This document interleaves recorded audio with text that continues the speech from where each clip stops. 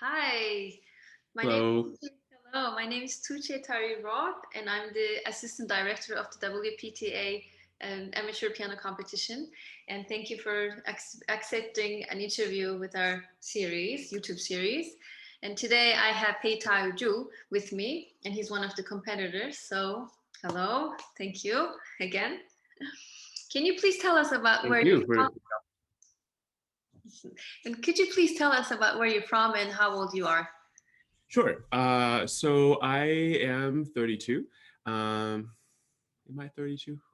Yes, I believe I am. You can't count anymore, right?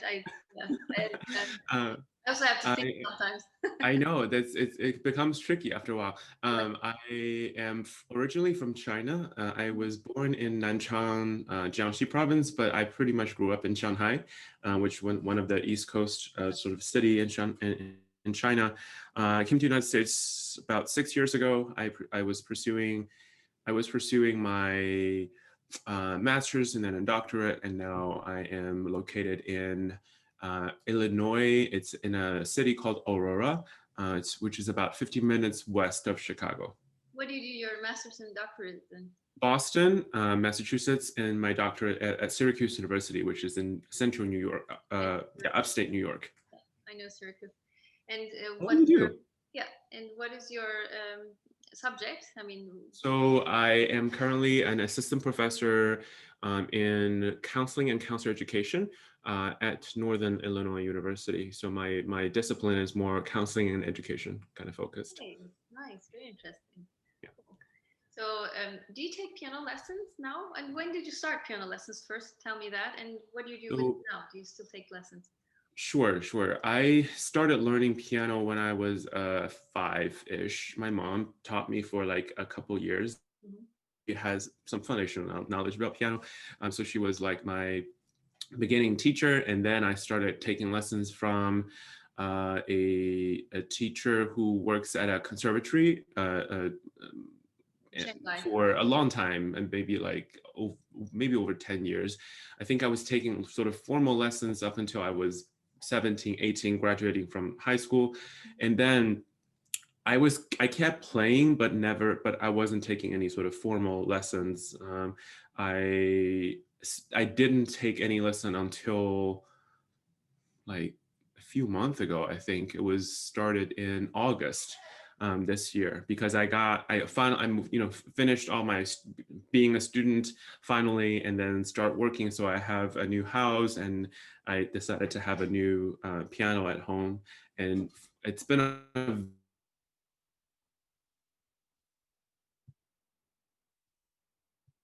Oh, I can't hear you anymore.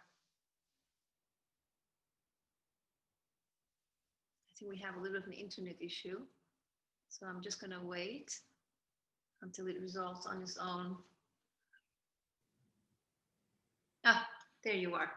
Am I back? Yes, you're back. Yeah. Where did you lose me? Where did you lose me? You were saying that you're taking lessons now since August. Yes, because yeah, I was saying I was like finishing.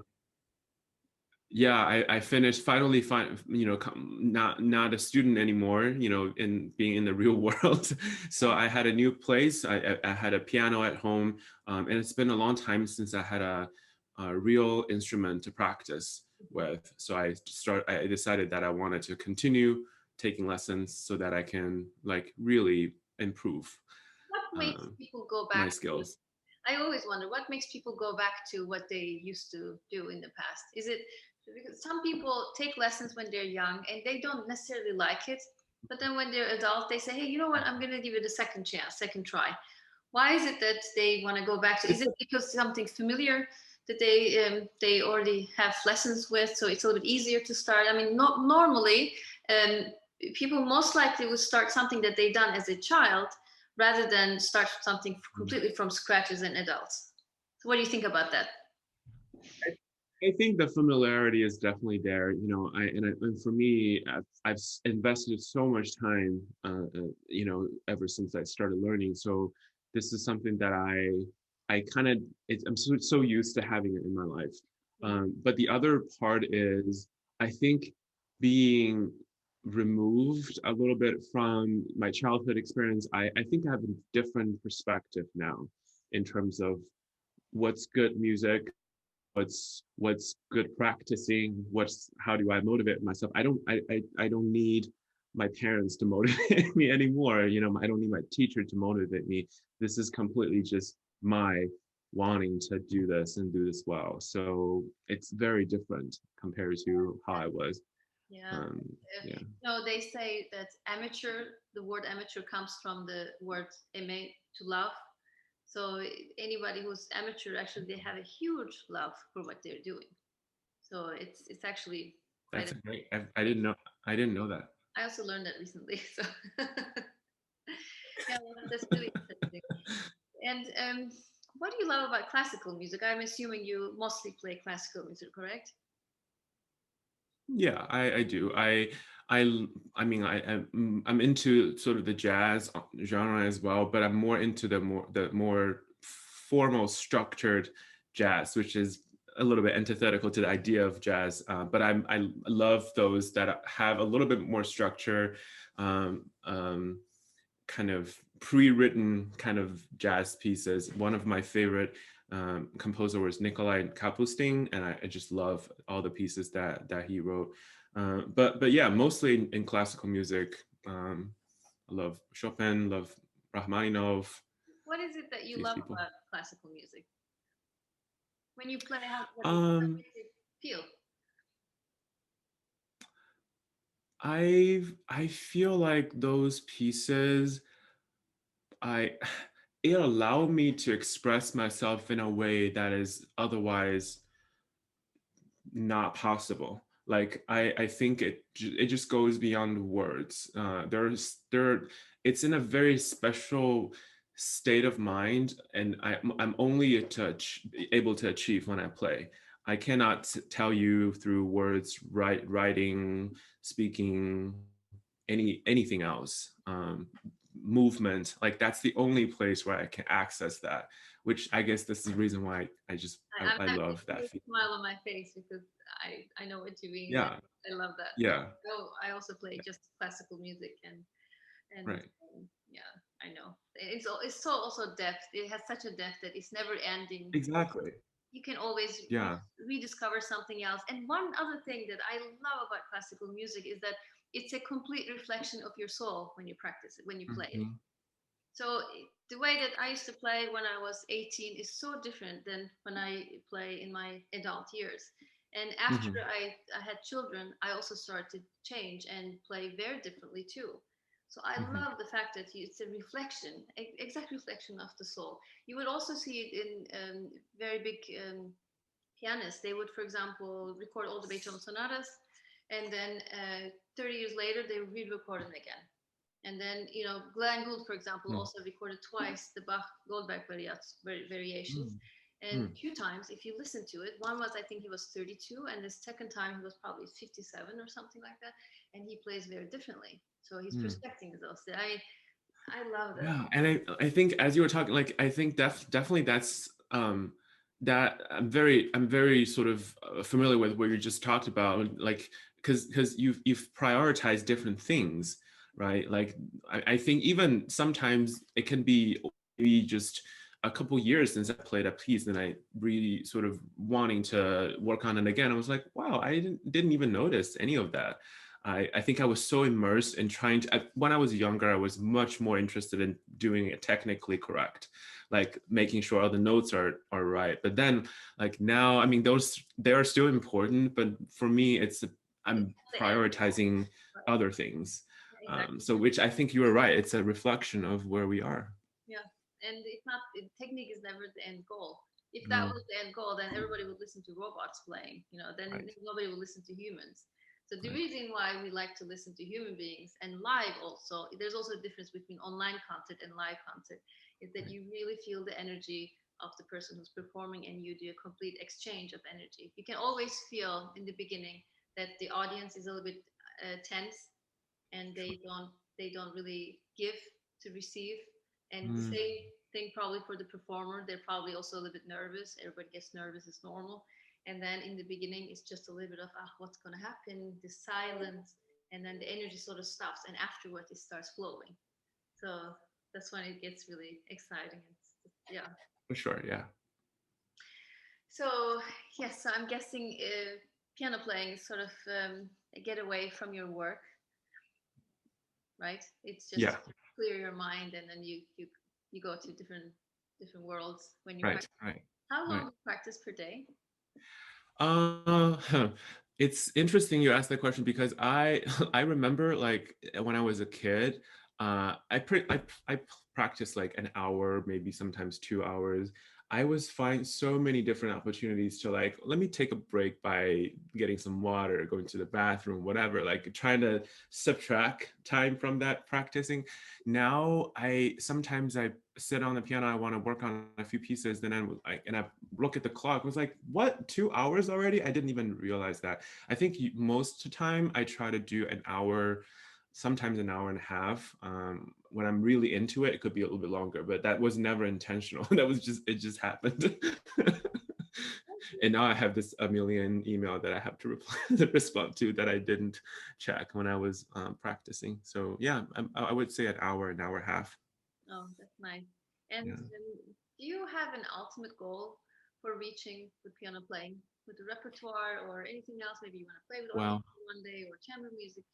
Is there anything you want to accomplish? I love doing collaboration. I think like piano, like there's so many pieces out there, but I do love any um, sort of chamber music stuff. I love accompaniment too, sort of accompanying vocal. I also sing, either like vocally. So I kind of love to do that as well. I used to, when I was in college, I did a lot of accompanying for the university choirs and stuff, and that's something that I love. I also love collaborating with just chamber music groups, quintet, quartet stuff, like trio stuff like that. So if I want that to be a because I don't envision myself to be like a concert pianist anytime soon. That's probably not likely as a doing it sort of more regularly. But I would love to do any just to have that collaborative experiences in my life constantly. It's when also when you have partners that you can match with musically and also Yeah, energy wise together, it's an amazing experience in my opinion. yeah. Now that COVID is happening, we can't do that, but but hopefully soon. Ah, I can't wait for life to be normal again. I We're all know. going to Same. appreciate so much more of how Same. life is. Yeah. Um, is this your first competition that you're doing? When I was in college, it was like 10, more than 10 years ago, I did participate in one, I think it was one piano competition with university students. I think that's the only other one that I can remember. Yeah, I haven't, this has like been a long time since I entered into any You did. competition. You finished your university degree in China, right? And then Mhm. for masters you came. So you did the Yeah, competition when you were in yeah, China, yeah, right? Okay. yeah. And why did you actually find this competition and Eh, participate?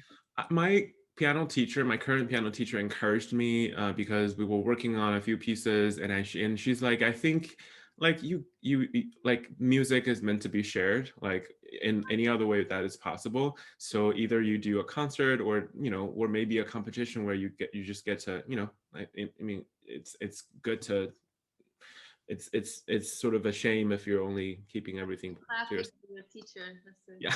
saying. That's good. Yeah, I know. It's a good quote. It's a good quote. And I remember, and that stuck with me. And I think it reminded me sort of why I'm doing this in the first place. It's not, I mean, competition it's a good motivation to try to really dig into a piece. One of the challenges, I don't know, I know that's actually one of the questions. One of the challenges that I've had is it's so hard sometimes being not in like as a professional pianist, like to separate performance versus practice, like, or separate enjoyment versus practice, because I sometimes when I practice it's more like it, and it feels good, and it's reaffirming, but I'm not necessarily improving, and I think being in a competition really, like, it reminds me of like, you can't neglect this passage anymore. You make a mistake every single time, you got to do something about it. you know, so that's part of the reason why sort of trying to motivate myself to I guess grow. Yeah, that's really good point you actually made out there because I've been asked Yeah. this question often, and usually there's nothing wrong with enjoying the piece. I think that should be done also to see where you are. But you should, when you sit down to practice, if you have limited time, which is pretty much all of us, you should have a mind that's truly there, 100% there, in a way that you constantly analyze yourself, what you're doing, and listen to Mm, yourself back. So if mm, you don't have to have a written plan. Oh, I'm going to do this now and do that. No, you can start with a certain passage. You can work on it, and then you will. The best is to, when you have a problem area, is the best to stop and think, what's really happening here? Is it the wrong fingering? Do I use it some, because wrong finger numbers can give very bad results? Is mhm. it that the jump is difficult? So if that's the case, maybe let me just take that jump and maybe transpose it to different keys, and then afterwards it's going to be lighter, or just tips like that. So it'll be really nice to practice and then take one passage, let's say 1 or 2 pages, practice it well, and then play through. Practice and then play through. And then one day you will also say, you know what, I've been starting with practicing for this whole week or two or whatever. Then let me just play through and just really enjoy. Today I really feel like that. So then you will play, but with an ear that you also listen to yourself. You should be Yeah. able to not be occupied too much with the notes, rather try to be outside of yourself and listening to what comes out of the instrument. And that's the exact same thing that should be done in a competition, should be done in a concert. You know, when, and whatever you practice at home, you will also get it as a result in the competition or Right. when you play with for Yeah. others. So if you, for example, if you play and you're always making the same mistake in one spot, it's not going to change by just playing it. So you have to sit Mm, down and do slowly and do it properly many times, because what we're doing is that we're creating neuron connections in our brain to make that possible to through practice. So if you right. connect the wrong wrong ones, I mean, this happened to me just a few weeks ago. I was practicing a Beethoven sonata, and this one spot when I was playing through, I didn't pay attention. I was just reading it for the first time. I didn't pay attention, and I actually put a D flat instead of a D natural. It sounded horrible, but I kept, next time, my mind still went to that mistake that I did, because the first time around I did not play it Right. correctly. So I said, oh my goodness, this is unbelievable that immediately my brain registered that and wants to do the same mistake from the first time. So rather play slowly and not do the mistake, and Yeah. be very, very careful in the beginning than trying to reprocess it.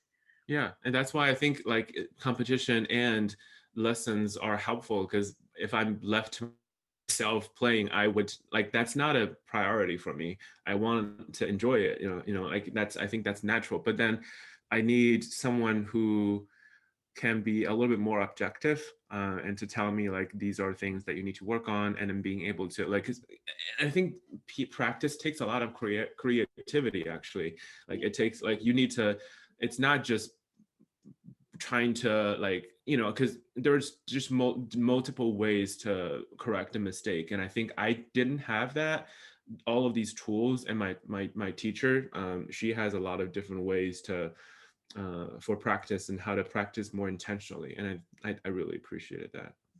Very good point. Very nice. Yeah. And is there anything that you wish that the competition provided for you? Now, um I exposures of any kind. I think more of a connection. I think like this is great. I love this. It's been I don't know how long since I talked to anybody about piano. So I'm appreciating this conversation very much.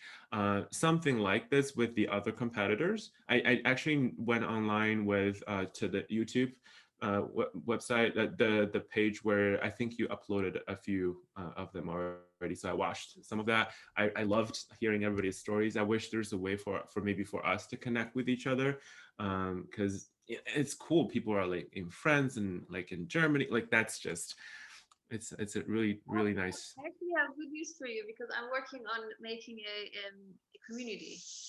Oh, For, good. yes, for Please do. I yeah, would love that. yes. So you're gonna stay tuned. It's coming. I will. I will. Yeah. Yeah. And let's see, is there any other thing that you would like to ask me? Sure. One of the and this is actually connected to what you just shared. I've heard this notion of while you were playing, it's not you're not like completely immersed in the music. You a part of you are kind of removed and observing yourself and sort of analyzing what's happening, monitoring what's happening. How do you Let me back up a little bit. I think when I'm trying to do that, I find myself not in the moment anymore. Um, I feel there's a couple of weird experiences where while I was trying to do that, I feel like sometimes it's like all of a sudden I don't know what's happening. Like I lose that like muscle memory of what's going to happen. That when I'm paying too much attention, sort of trying to be more removed or objective. So how do you achieve that good balance of being spontaneous in the moment while remaining that Is objectivity? this in a time that you play by heart, or do you have the music in front of I you? have them typically have the music in front of me. Okay, then you can take small parts, for example. Having the music is both an advantage and a disadvantage. So Mhm. yeah, it's an advantage because you don't get nervous, you have security in front of you. But if you don't have the music in front of you, and if you know the piece, of course, if you can play through it, then you can really let go and you can really listen to yourself. So, so you can take small parts of the piece and practice it, record yourself on your phone and watch yourself. Since you're an adult and you've been listening to probably a lot of classical music, you probably have a good ear of what sounds good and what doesn't sound good. It's always painful to watch oneself. I have such a hard time watching myself. I'm so critical of myself. Like just yeah, Same. but try to surpass that. Try to be nice to yourself. Sure. I know.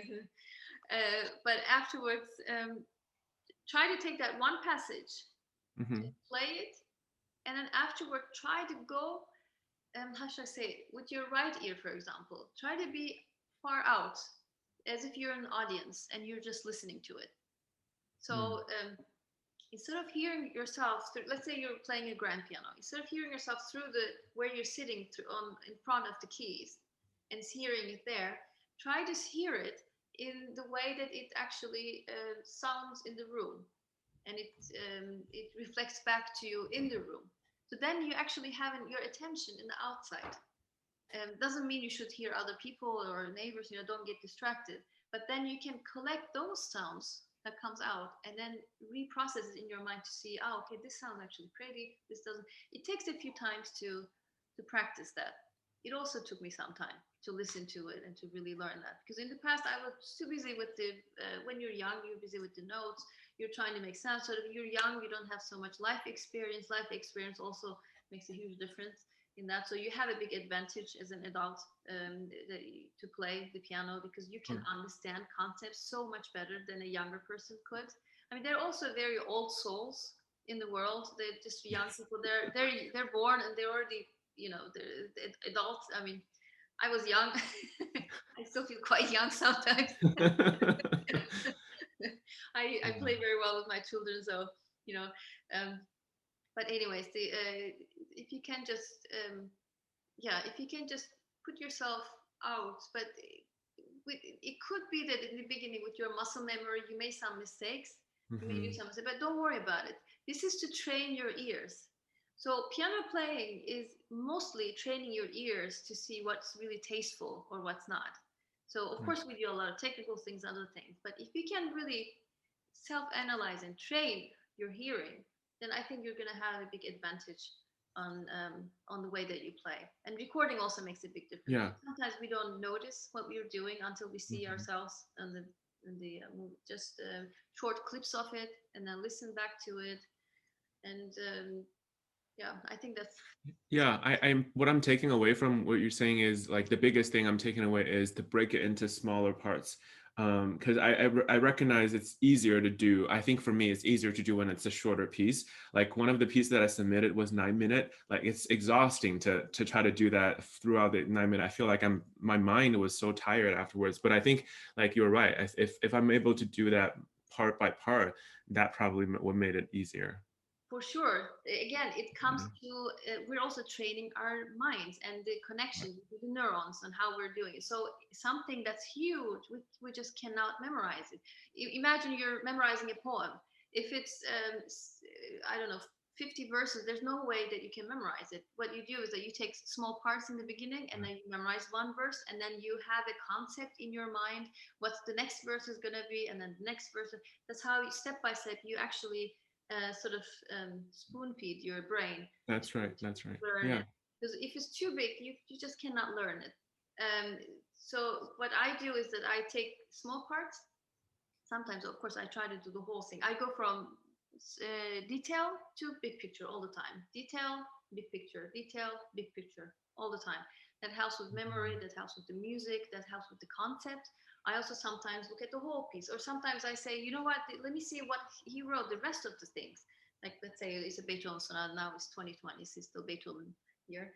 So I think, okay, this sonata, okay, he wrote that, but what's the association between the rest of the 32 sonatas? Why did they all of a sudden decide to put, I don't know, 4 movements, and then the second movement is not an adagio, but an allegretto or something like that. So I really try to analyze and come up with answers as the best to my ability that I imagine that I probably could.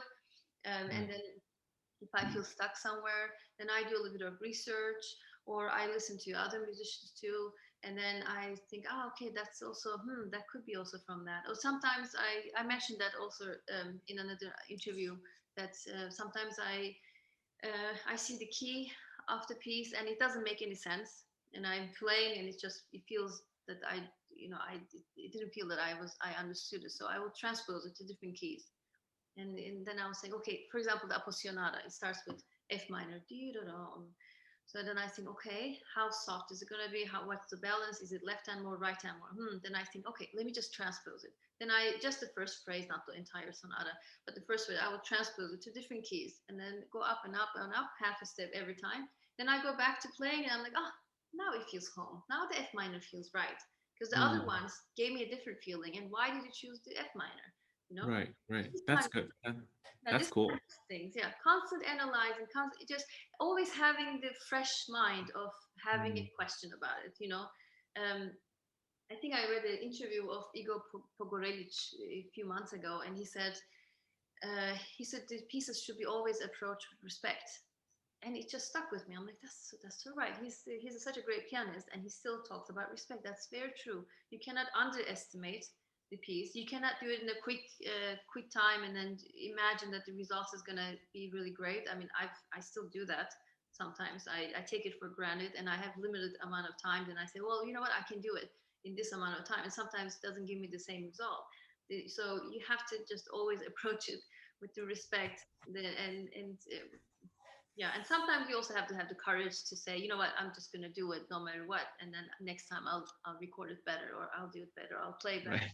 So you also have to have the courage, otherwise you'll never play for anyone, or you never do anything. Then you always be careful about giving anything out there. So for sure, these are great perspectives. Thank you very much for sharing them. You're welcome. I analyze all day, every day. So it's actually fun for me.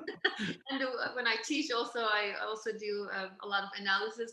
And of course, if I teach it to younger people, I give different life experiences, but it's also refreshing when I teach, for example, adults who can really play, then it's nice and we can talk about more complex concepts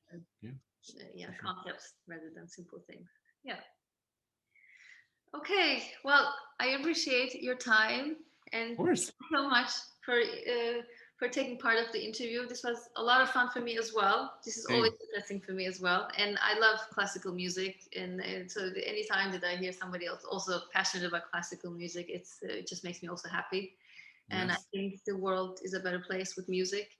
I also think the children, when they're young, when they learn to play the piano or any other instrument, they stay out of trouble. They find a way for themselves to really. I heard that before. I agree. I didn't think about it, but I had a student, and her mother. This was 20 years ago. Her mother said to me, "Well, thank you so much for keeping teaching my children, because they stay out of trouble." then I was also very young myself, so I didn't think about it. And I never, I always had piano in my life, so I never thought about it. Then later on, as I became an adult, and hopefully I'm an adult, I became an adult and had children, then I thought to myself, that's true. Actually, I was spending a lot of my time just with music and things that are had some good substance to itself, and or I would read, or just it gave me a depth that I probably wouldn't have gotten from something else. I mean, sport will also be nice. I'm pretty sure, but I'm just talking about from my experience of what I done for myself. So everybody has different perspectives, but yeah. so Sure. anyway, so thank you for your contribution. Any person that plays music and classical music, I think, contributes well to the world. And it doesn't mean that you don't have to teach others or anything, but just only by your energy, also the way that you emit out to the world, the hard work and the dedication that you give, that alone is also something that doesn't get lost in the world. That's right. Yeah. Thank you for the platform. This has been a lot of fun for me as well. Thank you. Okay. All right. I wish you all the best for the Thank competition. you. Bye. Bye.